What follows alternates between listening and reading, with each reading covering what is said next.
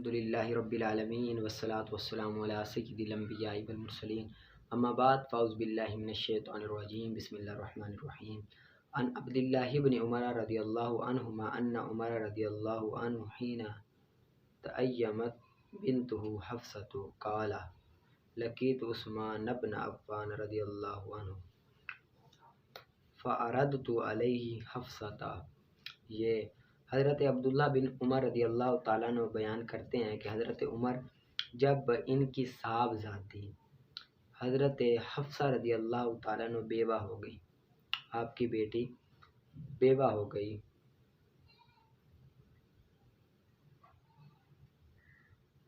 تو حضرت عمر رضی اللہ تعالیٰ عنہ فرماتے ہیں لقیت عثمان بن عفان، میں حضرت عثمان بن عفان رضی اللہ تعالیٰ عنہ سے ملا، میں نے انہیں حفصہ سے شادی کرنے کی پیشکش کی، فعرضت علیہ حفصہ، پیشکش کی ان پر حضرت حفصہ رضی اللہ تعالیٰ کے بارے میں، قلت میں نے کہا اگر آپ چاہتے ہیں تو میں آپ کی شادی حفصہ بنت عمر سے کر دیتا ہوں، حضرت حفصہ بنت عمر سے کر دیتا ہوں۔ انہوں نے کہا میں اس معاملے کا جائزہ لوں گا، سانظر فی امری، اس معاملے کا جائزہ لوں گا۔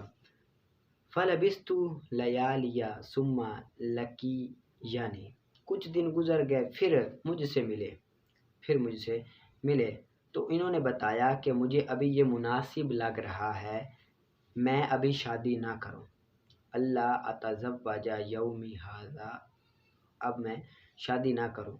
فلقیت، حضرت عمر کہتے ہیں پھر میں حضرت ابوبکر صدیق رضی اللہ تعالیٰ سے ملا اور ان سے کہا کہ اگر آپ چاہیں تو میں آپ کی شادی حفصہ بنت عمر سے کر دیتا ہوں، تو حضرت ابوبکر رضی اللہ تعالیٰ عنہ خاموش رہے۔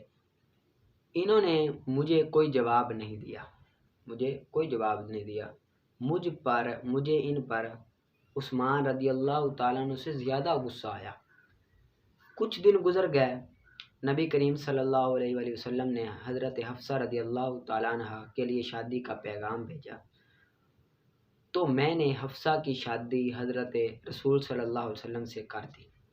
پھر حضرت ابوبکر رضی اللہ عنہ مجھ سے ملے اور فرمایا تم نے جب مجھے حفصہ کے بارے میں پیشکش کی تھی تو تمہیں مجھ پر غصہ آیا تھا، مجھے تم پر غصہ آیا تھا کیونکہ میں نے تمہیں جواب نہیں دیا۔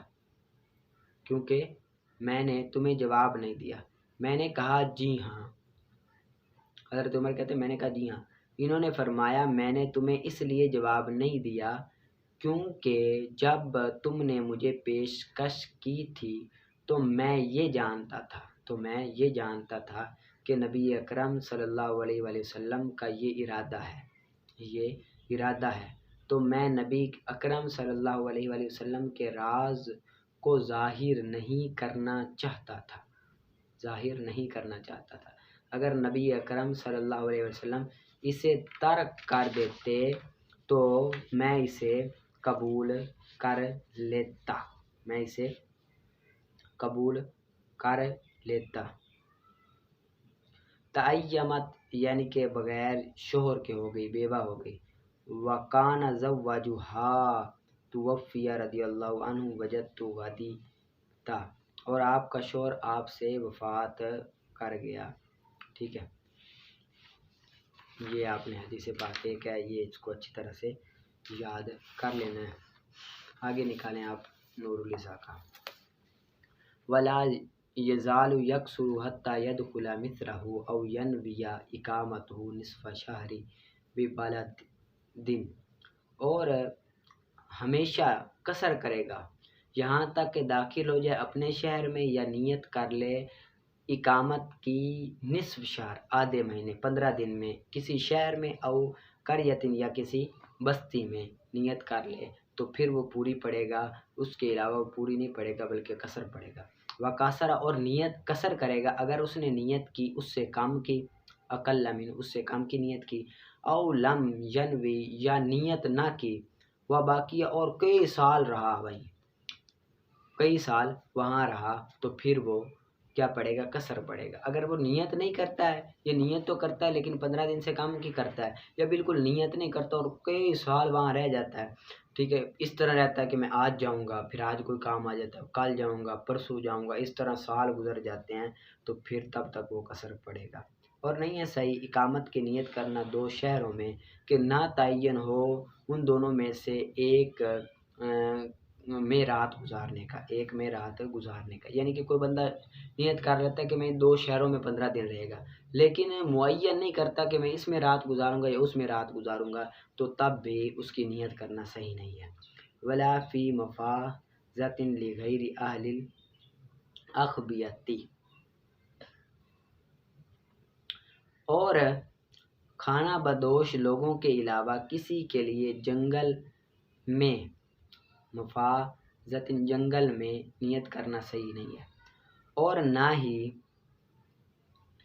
لشکر اسلام کے لیے، دار حرب کے ساتھ لشکر اسلام کے لیے، اور نہ ہی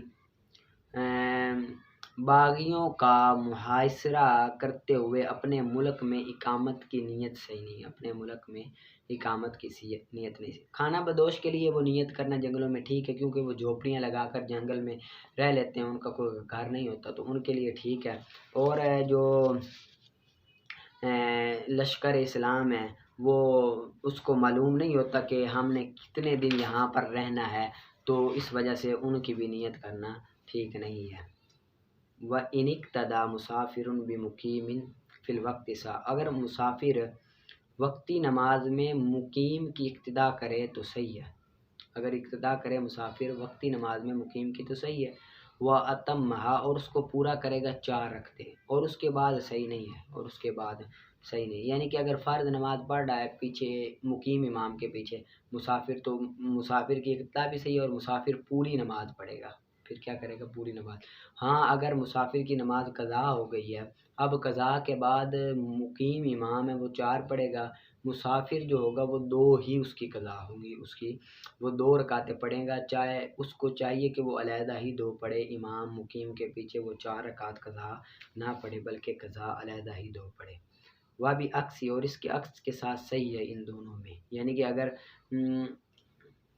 مسافر جو ہے امام ہے اور مقتدی وہ مقیم ہے، تو مسافر امام کے پیچھے مقتدی کی نماز، مقیم کی نماز صحیح ہے، مسافر وہ 2 پڑھ کے سلام پھیر دے گا، اور جو مقتدی ہوگا مقیم ہوگا وہ کھڑا ہو کر اپنی باقی پوری پڑھے گا۔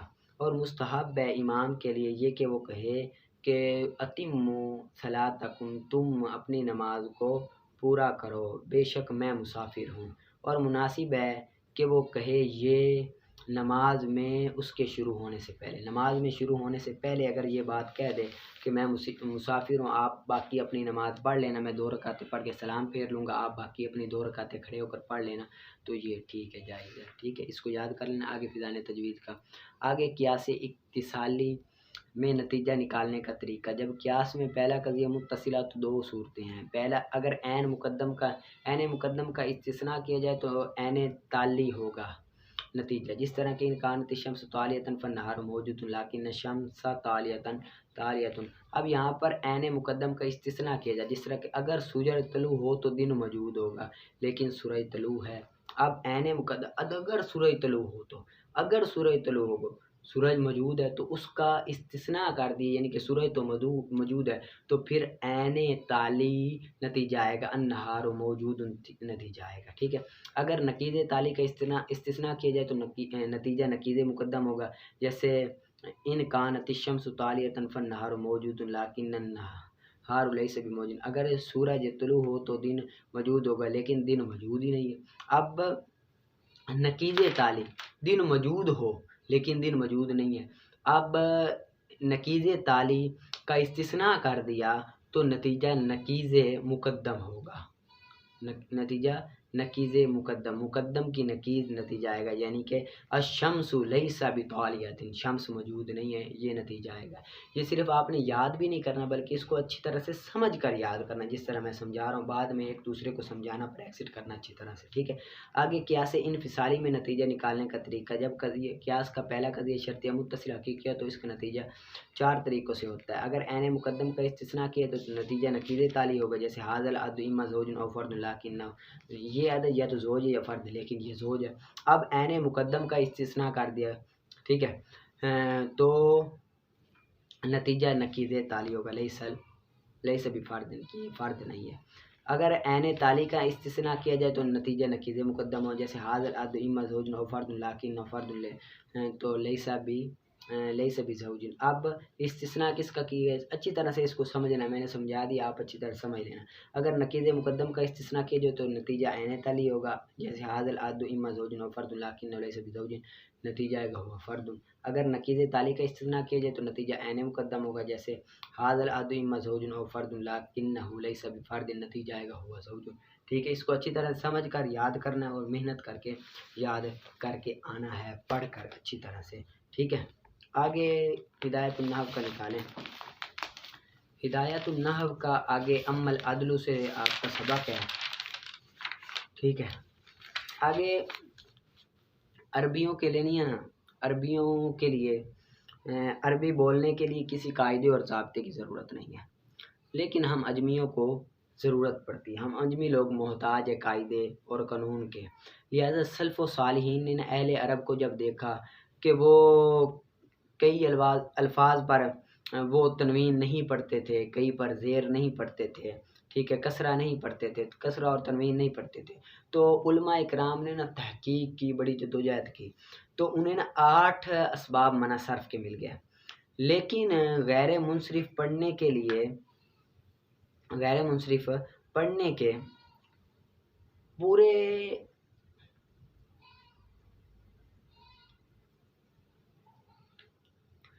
غیر منصرف پڑھنے کے لیے 8 اسباب ملے گئے، لیکن نہ ایسے الفاظ تھے جن کو اہل عرب غیر منصرف پڑھتے تھے لیکن سبب ایک ہوتا ہی نہیں تھا، ایک ہوتا تھا، ٹھیک ہے، ایک ہوتا تھا اور ایک کے قائم مقام ہوتا تھا۔